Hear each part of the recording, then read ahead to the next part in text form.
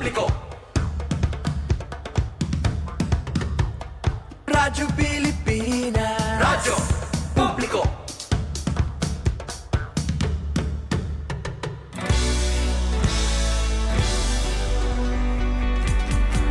Mahalagang mga balita, napapanahong impormasyon.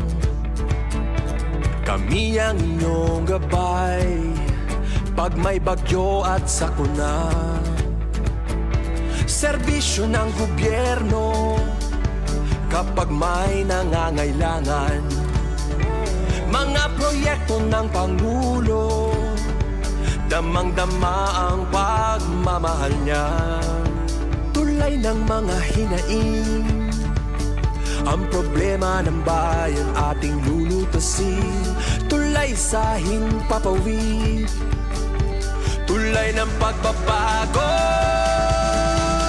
Radyo Pilipinas, Radyo Publiko, ng bagong Pilipinas. Radyo Publiko, Radyo Pilipinas, Radyo Publiko, ng bagong Pilipino.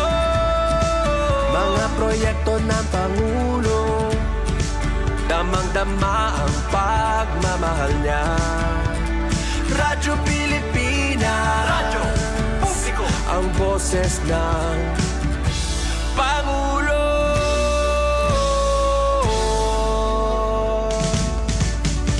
Karamay nyo kami, kahit malayo man kami nakakarating. OFW magsasaka, buhay ay iba't iba, san mang lugar ng bansa natin. Tulay ng mga hinaing, ang problema ng bayan ating lulutasin. Tulay sa himpapawid, tulay ng pagbabago. Radyo Pilipinas, Radyo Publiko, ng bagong Pilipinas. Radyo Publiko, Radyo Pilipinas, Radyo Publiko, ng bagong Pilipino. Mga proyekto ng Pangulo, damang-dama ang pagmamahal niya. Radyo Pilipinas, Radyo Publiko, ang boses ng Pangulo. Radyo Publiko, Radyo Pilipinas, Radyo Publiko, Radyo Pilipinas. News and current affairs, top stories of the day, business, sports, music, and entertainment. Dadalhin sa inyo ng mas pinaganda, mas pinalawak, mas pinalakas. Radyo Pilipinas. Radyo Pilipinas. Radyo Pilipinas, Calbayo, DYOG, 882 AM.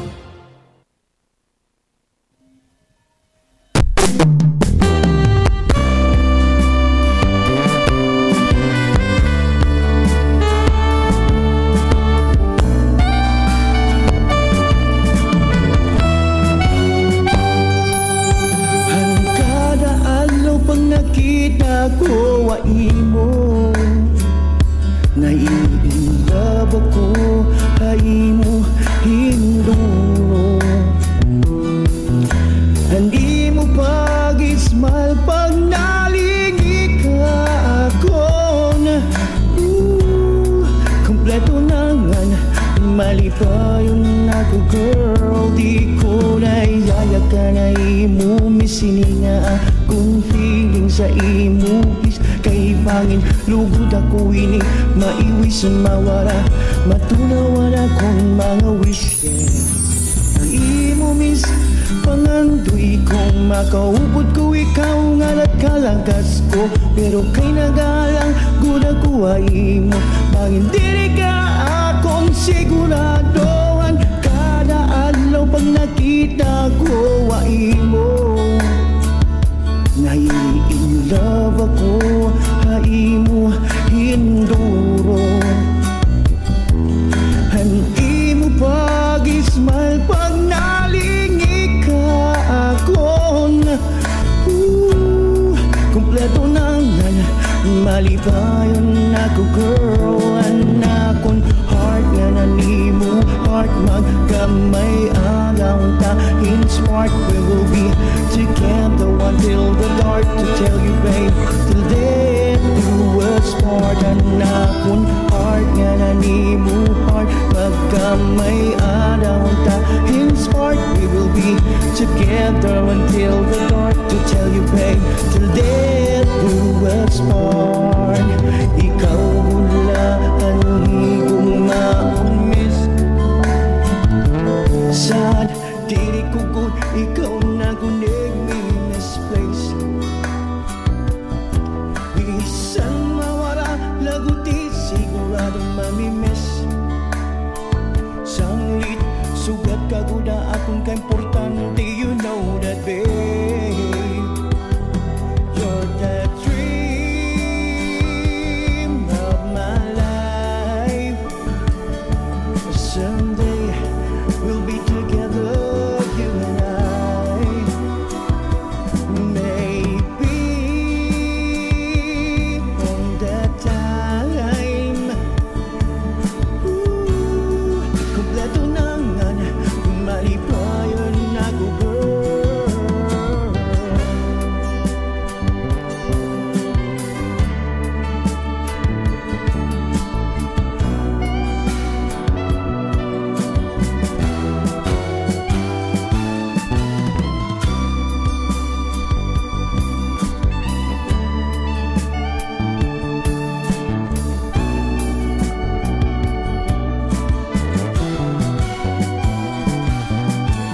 Kada alaw pag nakita ko wa imo nai-inlove ako ha imo hinduro and imo pag-ismile pag nalingi ka akon kompleto nangan malipay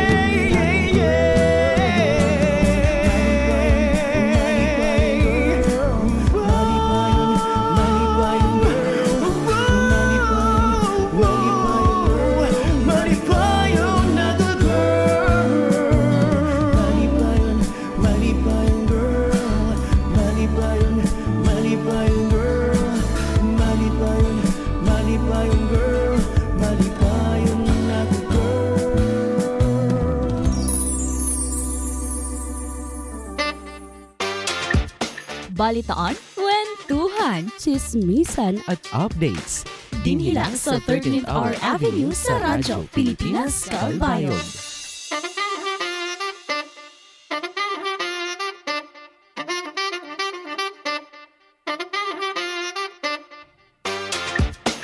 Oras sa bugos nga Pilipinas, 9 minutos na ang naglabay sa alauna San Calo.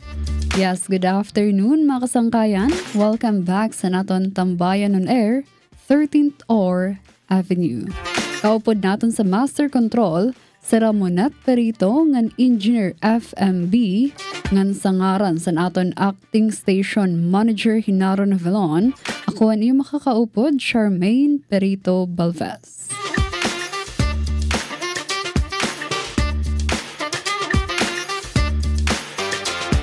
Yes, welcome mga kasangkayan. So, yan ang adlaw. Actually, yun ang bulan, first day san bago nga bulan Setyembre. Wala daw, kalak sila san panahon. Bare months na. So actually, daw kalaksi. Pero last week pa actually nagpipinisar nga pagkalunes. Pagkalunes September na, Pagkalunes, makakabati na kita. Sure na nga makakabati kita sin mga karantahon pampasko. Nakakita na ka ni post. Naka-ready na nila Christmas tree. Pwede rin kami napalugi din sa stasyon. Ready kami sa namon. Ang tawag sila, Christmas tree. O, diba? Ready na kami sa Pasko. Okay, so mga kasangkayan, asyaton ang beauty san bag-o nga bulan. Asyaton ang beauty san kinabuhi, diba? Kasi ang kada bulan, ibagaton san bago nga page san aton notebook, So, pwede kita magsurat san story, san bag-o nga pahina san aton notebook. Okay, so sa pagpadayon sa atong programa, aton pamatian adi nga kanta sa Marnon, may titulo Bukad by John Rafael Bayani.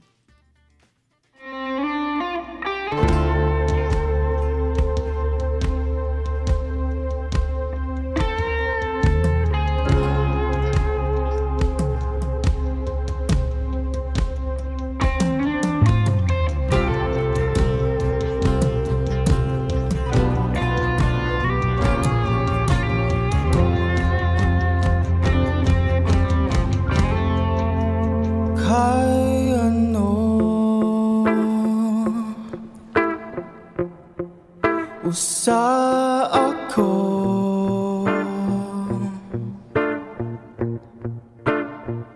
mga tao nga karuyag masikwitit kasing-kasing mo.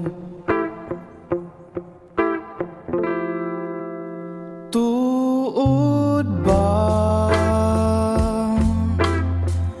kung karuyag mo ito sa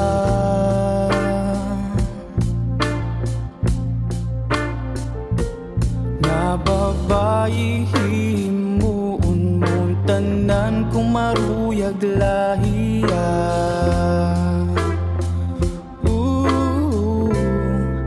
Usa ka nga bukad ang mabaysayat tanan akong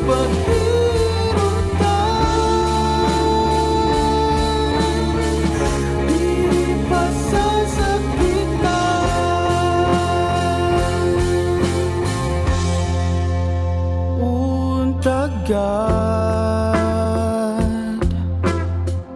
asihon mo tak mga Diyos,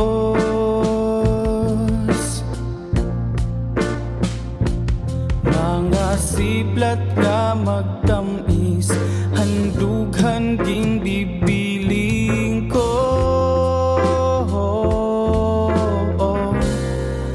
Kompleto na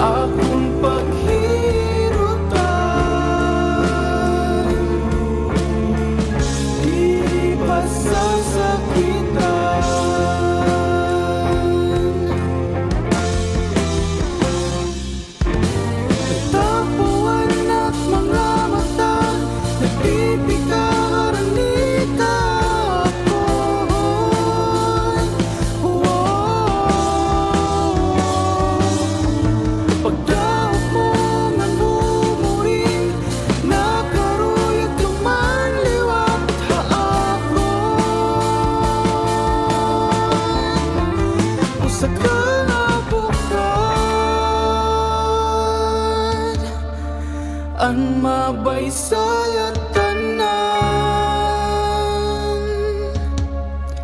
akong paghirutan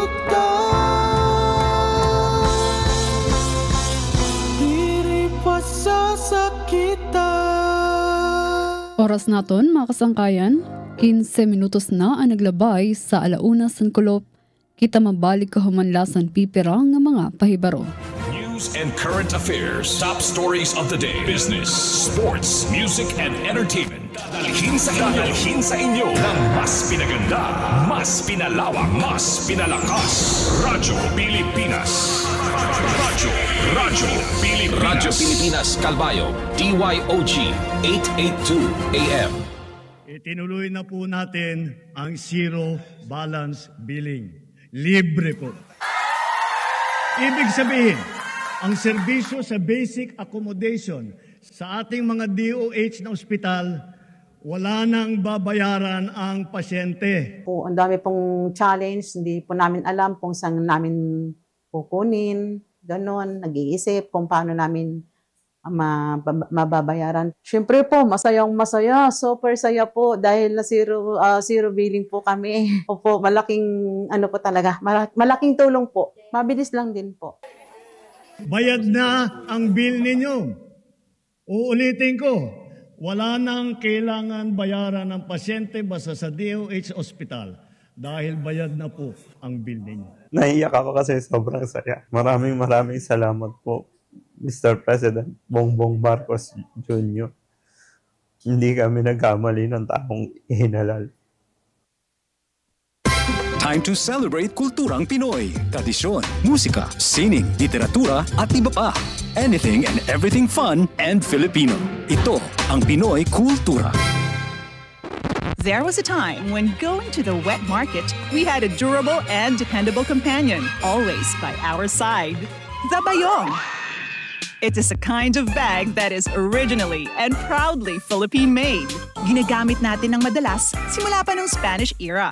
Our resourceful ancestors used dried leaves and wove them into bayong bags. Ang mga traditional bayong ay gawa sa buri leaves in the Visayas at pandan leaves naman sa Luzon. But these days, the materials used for making it vary from plastic to other organic materials. Ngayon, mukhang sikat na naman ang bayong bags, nationally and internationally. It was seen on New York Times Square billboards during the 2022 New York Fashion Week. Pero kahit naging sikat na fashion statement na ito, ang bayong, bit-bit pa rin lagi ng tita ko tuwing siya'y namamalengke. And why not? It's so convenient to use and an environmentally friendly alternative to plastic shopping bags. Kaya siguruhing may bayong na nakatabi para sa mga pinamili. Yan ang Pinoy Kultura because our culture is cool.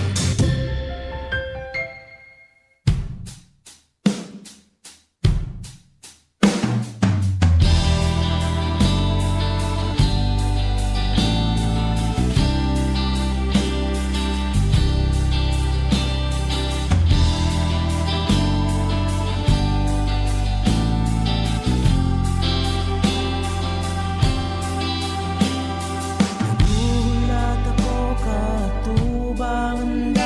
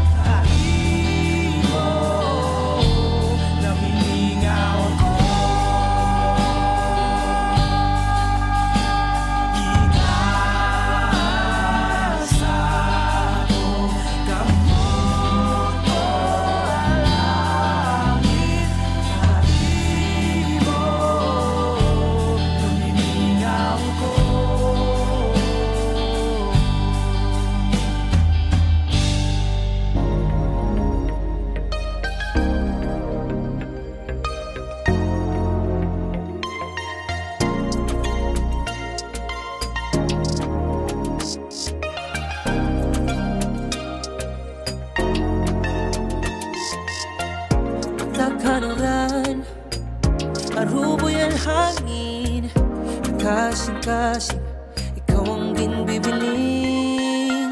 Kahit lao ako, inimingawi mo, iinduganan mga angko mo, para ibang ginbibining. Una-una kasing-kasing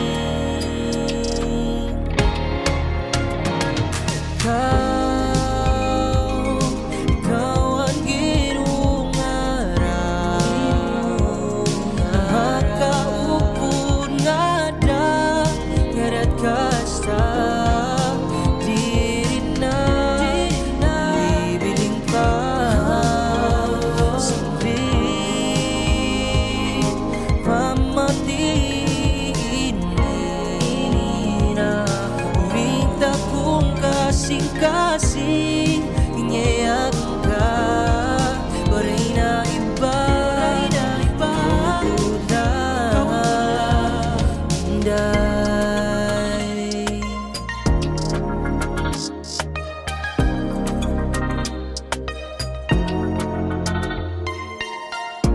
diri ka ba ang bubutlaw, kanina ka pa nagdidinalakan.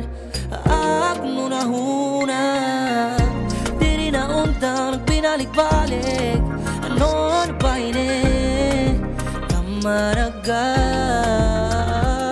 para ibagin bibiling. Huna-huna kasi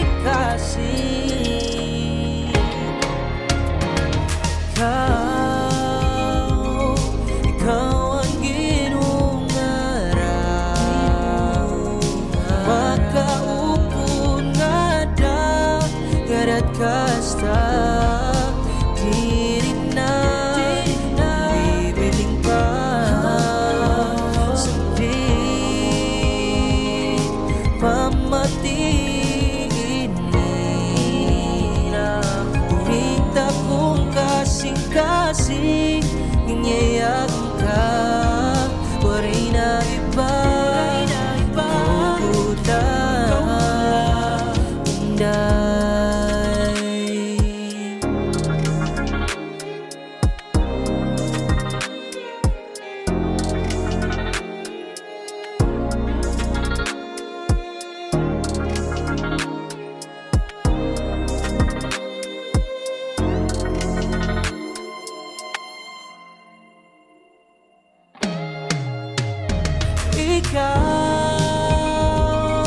Ikaw ang ginungaraw, makaupod nga da, ngarat kasta, di rin na magbibiling pa, saling pamatiin na, uwinta kong kasing-kasing, ingayak ka, waray na iba, bukod lang, inday.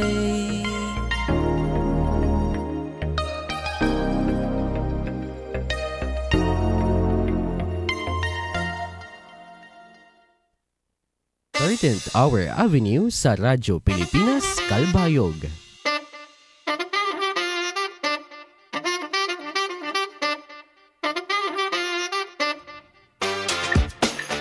Oras naton, 27 minutos na ang naglabay sa alauna San Kulob. Sa anunsyo tikang sa Philippine Statistics Authority, PSA, Region 8 Samar, para sa iragin bubuhat nga National ID, Mobile NID registration dinhi sa probinsya sa Samar para na adlaw Lunes, Setyembre 1. So una dito sa Fixed Registration Center sa Del Rosario Street, corner Rizal Avenue, Barangay Poblacion 4, City of Catbalogan. Sugad man dinhi sa siyudad sang Calbayog sa Barangay Baay Elementary School. Okay, so lang na pagbisita sini nga nasabi nga mga mobile sites para makaparehistro ngan makakuha na kita sa aton mobile national ID.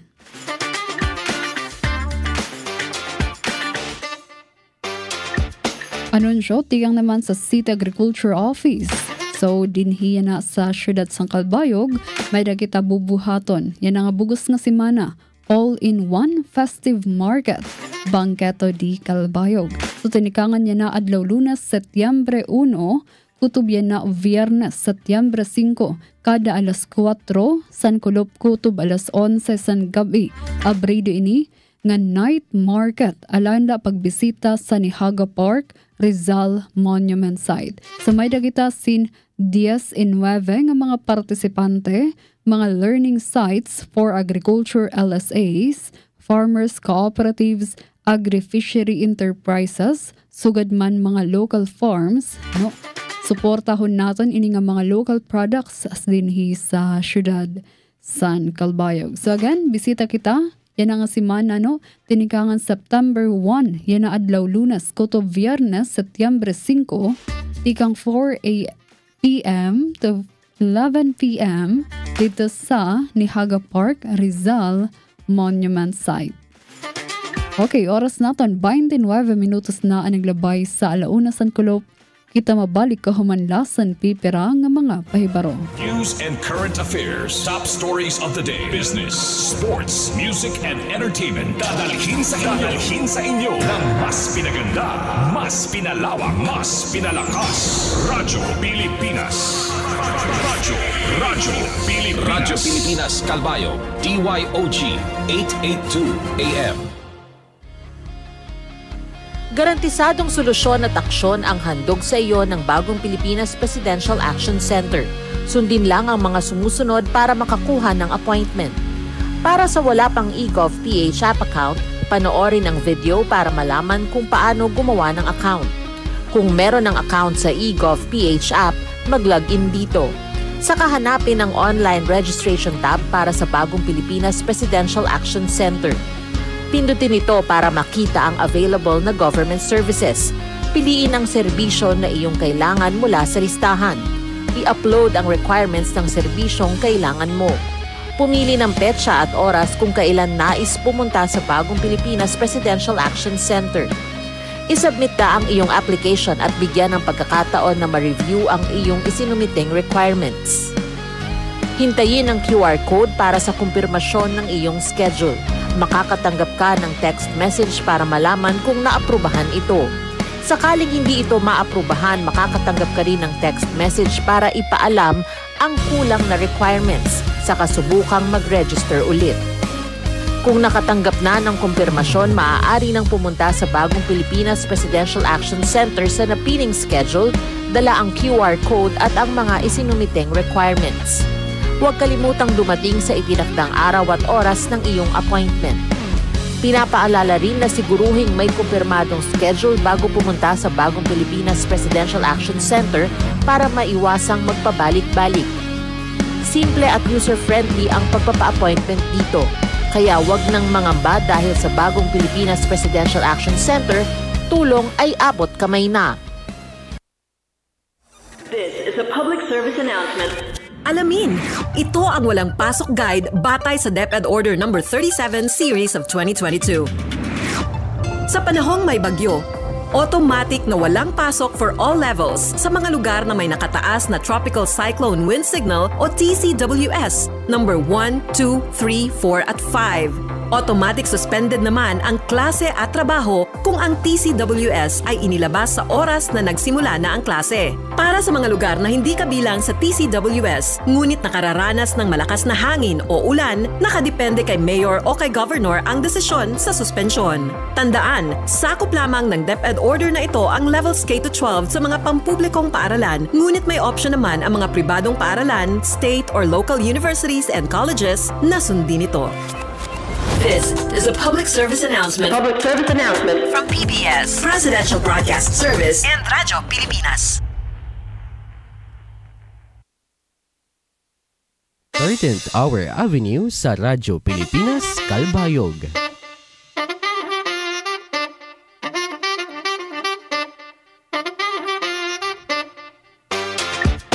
Oras naton mga ka-agree. Oras naton mga kasangkayan. 27 minutos na lang nagpapabilin ang Tismag, alas 2 San Kulop.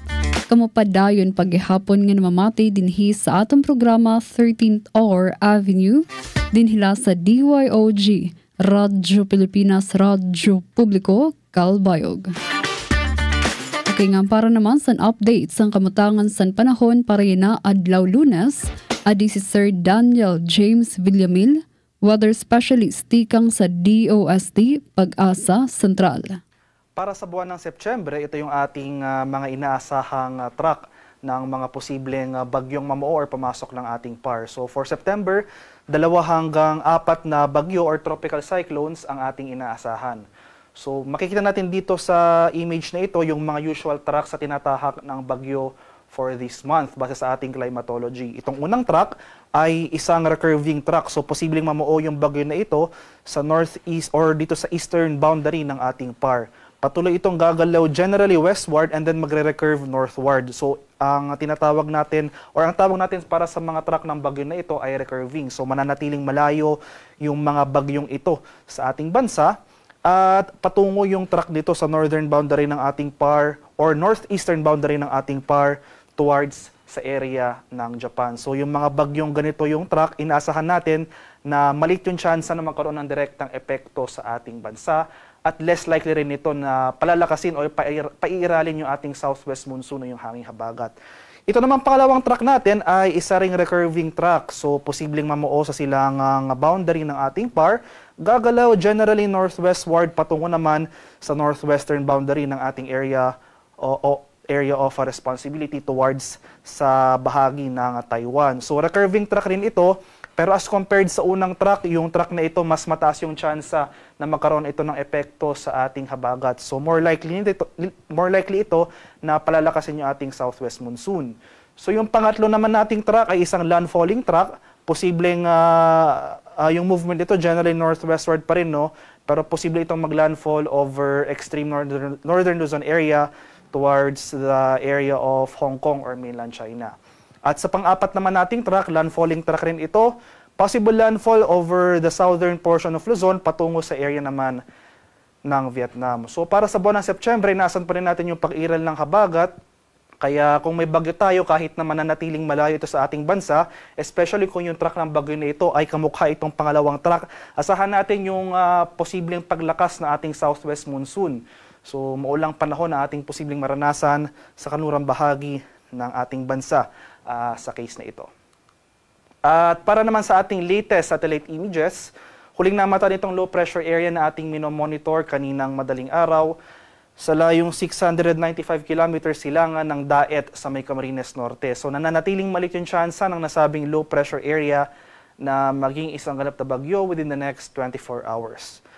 Dahil sa pinagsamang epekto ng sama ng panahon na ito at ng southwest monsoon o yung habagat, makakaranas tayo ngayong araw ng makulimlim na panahon at mataas sa tsansa ng pag-ulan sa malaking bahagi ng Central and Southern Luzon, including Metro Manila, pati na rin dito sa buong Visayas. Samantala, sa rest of Luzon, dito sa Northern Luzon, pati na rin sa buong Mindanao, ay inaasahan natin ang mas maaliwalas na panahon, bahagi maulap hanggang sa maulap na papawirin at may tsansa pa rin ng mga localized thunderstorms. At ito naman yung ating heavy rainfall outlook sa mga susunod na araw. So ito yung ating weather advisory na inisyu kaninang alas 5 ng umaga.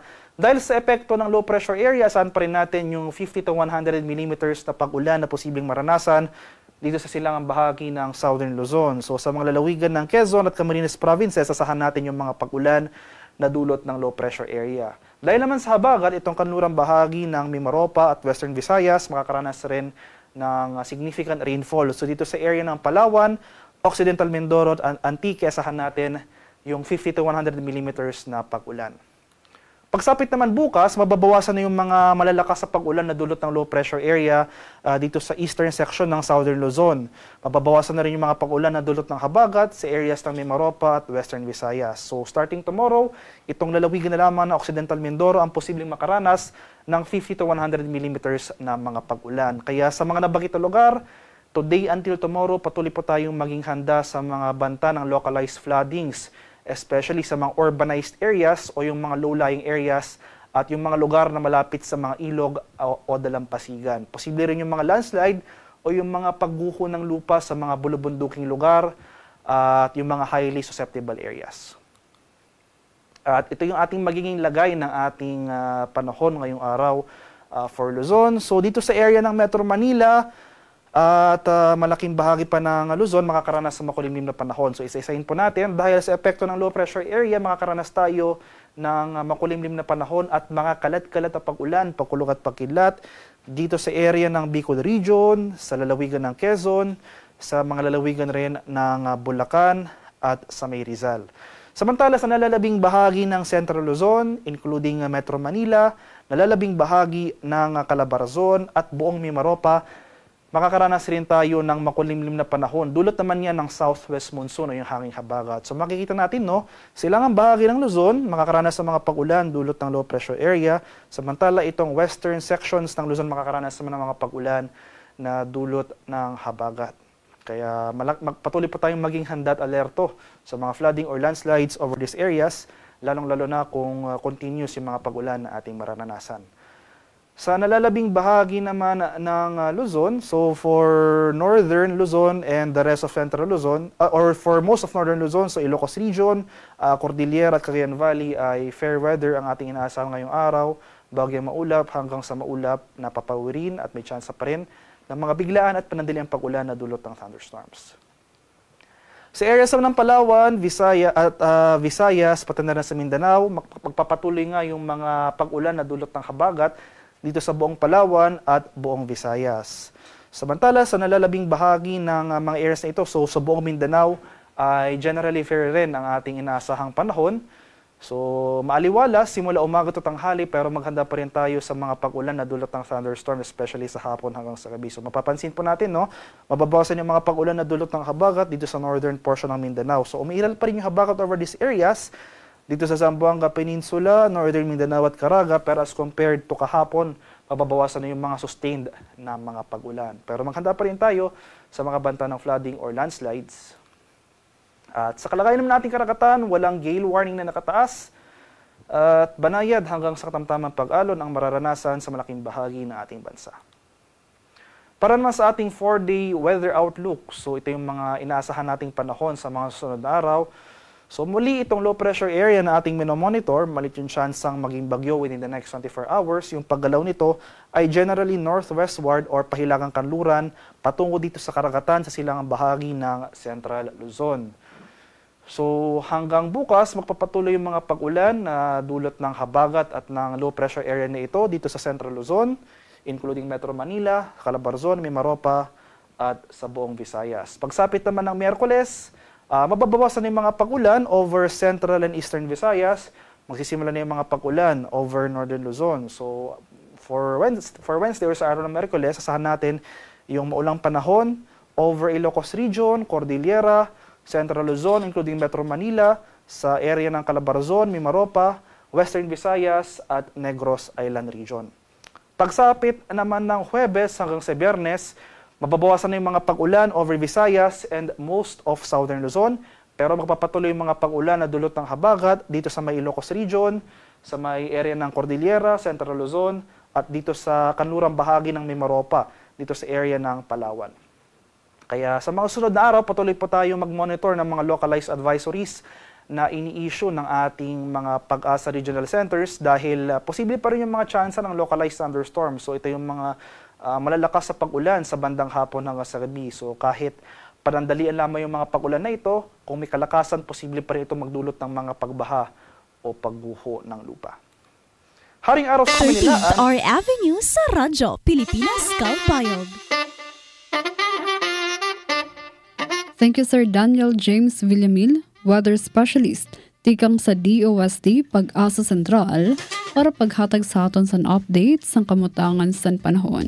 Okay, sa kamutangan sa panahon, partikular din sa syudad sa Kalbayog, naka-eksperyensya kita pagtarahiti sa pipera nga lugar sa syudad, aton temperatura sa 28 degrees, pinakahamubo sa 24 degrees, pinakahitaas sa 28 degree Celsius. So, around 2 p.m., madapag-ihapon kita sin 65% nga chance sa pag-urana, no? So, sa aton mga kasangkayan, pero ni kaadlaw nga do diretso makusugan pag-inuran. So diri gihapon kita malimot preparar kita sa naton payong kapot permi meda kita protection para naton malikyan ang pagkasakit. Update naman sa naton pagtagatubig Calbayog Water Company Incorporated. Okay, so may dagin palusad nga service, advisory and buhatan kundiin si representa nagdudumara declogging San Kabatuan Pumping Station sugad man sa Pasungon Creek located at Barangay Kabatuan, Calbayog City. Maka-eksperyensya water interruption, low pressure to no water ang nga tanan nga konsumidores tikang yana Setyembre 1 tubtob mahuman ang declogging activity. Hiunong inisan makusog ngan waray undang nga pag-inuran. Otro, apektado ang entire service area sa Calbayog Water.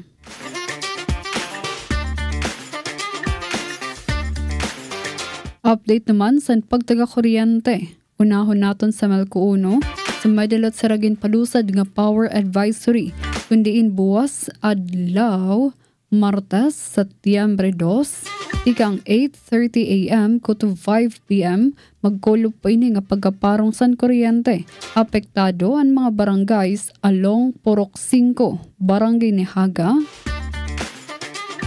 Nagbuong 1 and 2, Kutob Migara, including Lateral and Happy Valley Barangays. Ang rason, replacement sa duha nga dunot na nga poste dida sa Barangay Ginon. Sugad man line clearing activity along Barangay Tabuan, Kutob, Barangay Migara. Okay, usa pang anunsyo tikang gihapon sa Melco 1 para sa ergen bubuhat nga mobile co-op. So ang schedule para yan na bulan Setyembre, so yan na Viernes September 5 may da schedule dida sa Gandara Auditorium. Next week, Friday gihapon September 12, dida naman sa Pagsanghan Covered Court. Pagka September 19, Viernes gihapon adlaw San Jorge Covered Court, and pagka September 26, Viernes ngadlaw Tarangnan Covered Court. So aning mobile co-op nag-offer mga serbisyo sugad san customer account services, sugad man pagproseso san mga aplikasyon para san service connection and relocations, transfers of meter or service drop, reconnection or temporary disconnection, senior citizen and lifeline rate discounts, account name changes and others, information and education campaign, customer service support, and handling of inquiries, complaints, and other requests. So yun nga nasabi nga, mobile co-op bubuhaton kada alas 9 san aga kutob alas 12 san udto. So mga kasangkayan sa aton mga MCOs, alam kita pag-atender san una nga serye san mobile co-op yan nga bulan Setyembre bubuhaton dida sa Gandara. Yan na Setyembre 5, Viernes nga adlaw.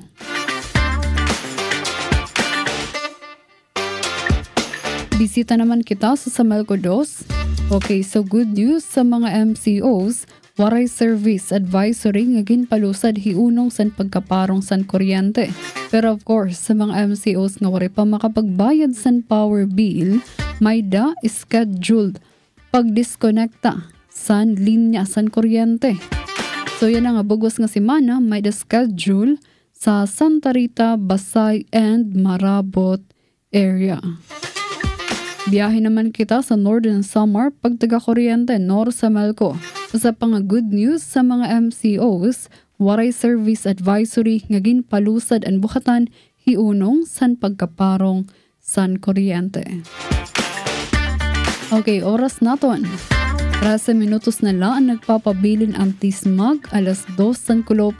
Kita mabalik ka humanlasan pipera ng mga pahibag. News News and current affairs. Top stories of the day. Business, sports, music, and entertainment. Dadalhin sa inyo ng mas pinaganda, mas pinalawak, mas pinalakas. Radyo Pilipinas. Radyo Pilipinas. Radyo Pilipinas Calbayo, DYOG 882 AM. Dengue na mula sa kagat ng lamok ay ating maiiwasan kung 4S ay ating sasagawa at pakikinggan. Search and destroy. I-destroy natin yung mga maaring pamahayan ng lamok sa pamamagitan ng pagtaob sa mga kagamitang maaring pag-ipunan ng tubig at pag-intlugan ng lamok. Self-protection. Ito ay sa pamamagitan ng pagsuot ng damit na may mahabang manggas o pantalon o maaring paggamit po ng insect repellent. Seek early consultation. Unang simptomas pa lang katulad ng pananakit ng tiyan, tuloy-tuloy na pagsusuka, pagdurugo ng gilagid o ilong, pagkapagod o pagkabalisa, dapat po kumonsulta na tayo sa pinakamalapit na health center at doktor. Support fogging and spraying. Sa mga lugar lamang na may pagtaas ng kaso ng dengue. Tayo ang simula. Ugaliing maging malinis sa katawan at malinis sa kapaligiran. Siguradong hindi lamang dengue fever ang maiiwasan. Isang paalala mula sa radyo. Uy, nabiktima ka na ba ng fake news sa panahon ng digital media? Learn how to spot fake news. Check the source. Kung di legit, dapat magduda. Check the purpose. Informative or troll post at clickbait lang. Check the ownership. Mapagkakatiwalaan ba ang pinagkukuhanan nito? Check the time and date. Baka naman outdated na yung news na yan, ha? SPOT. Together, let's spot fake news. Tiyakin ang katotohanan, fake news ay labanan. A friendly message from PCO, DepEd, CHED, DSWD, DILG, PBS at Radyo Pilipinas. 13th Hour Avenue sa Radyo Pilipinas, Calbayog.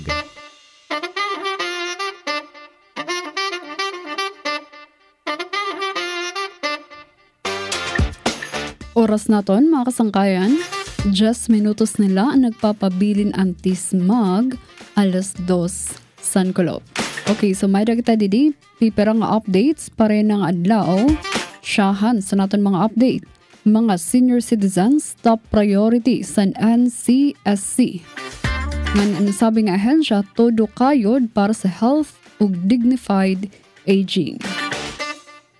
So okay, sa mga kasangkayan, maaram ba kamo ngan aton mga lolo, aton mga lola, naging tatawag nga harigi san aton mga pamilya, intatagan san mas tutok nga atensyon sa National Commission of Senior Citizens, NCSC. Saring pa ni Dr. Mary Jean Loreche, Chief Executive Officer sa NCSC, tungod health needs ang pinakakinahanglan sa mga elderly. Ini talaga ang number 1 yung tatagan pansin.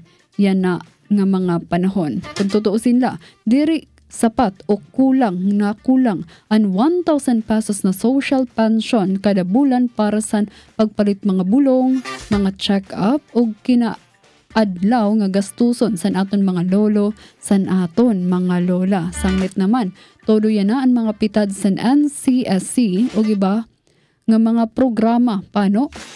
Lakip na dida ang pagigburbligay sa Kongreso para maipasar ang Magna Carta for Senior Citizens nga nagtutuyo nga magkamayada Universal Social Pension.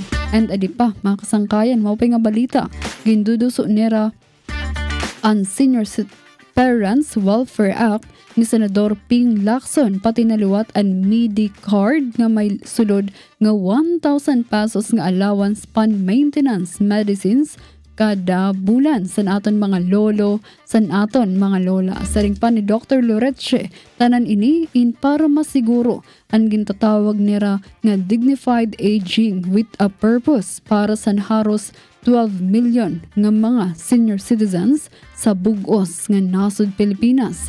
Sanglit naman mga kasangkayan, hinumdumon naton nga aton paglagas, aton pag-age, hindi rin magiging ulang para mabuhi kita sin maayos o gumay saysay. So, todo suporta luwat kita, suportahon naton ang aton mga lolo o ang aton mga lola ug sugad ban ini nga mga programa nga ginduduso san gobyerno para mapaupay ang era kamutangan.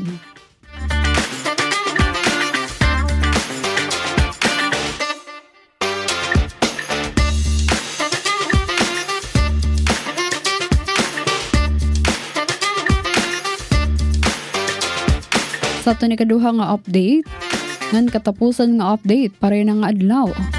Adi, welcome para sa aton mga magbaralaod ang paglusad sa pwesto na Secretary Manuel Bonoan como Secretary sa Department of Public Works and Highways DPWH. Sa ring pa ni Representative Laila de Lima san mamamayang Liberal Party List nga good move iton nga paglusad niya sa pwesto. Kita diton para sa usa nga patas nga investigasyon ug kinahanglanon nga reforma sa ahensya. Pero teka, mga kasangkayan, karagsigon sini nga lusot na dayon si Bonoan sa mga issue linabi na sa mga kontrobersyal nga flood control projects. Sa ring pan Congressman Laila de Lima, kung may ada na hihibilin pa siya kaarawdan o konsensya ang iba pang opisyal sa DPWH nga sangkot o nagmimingaw la san era mga kalokohan, aba mag-resign na daw sira ug igawas na an era mga nahihibaruan.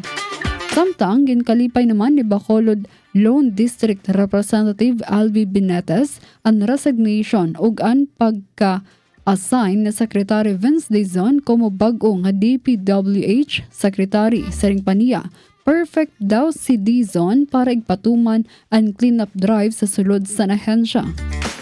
O syempre, gintagan doon pa niya nga may ada fresh eye si Dizon para makita ang tinuod nga problema sa DPWH. May pagtapod liwat siya tungod sa track record sini sa malaksi nga pagbaton sa mga issue sa dun siya pa inaada sa DOTR.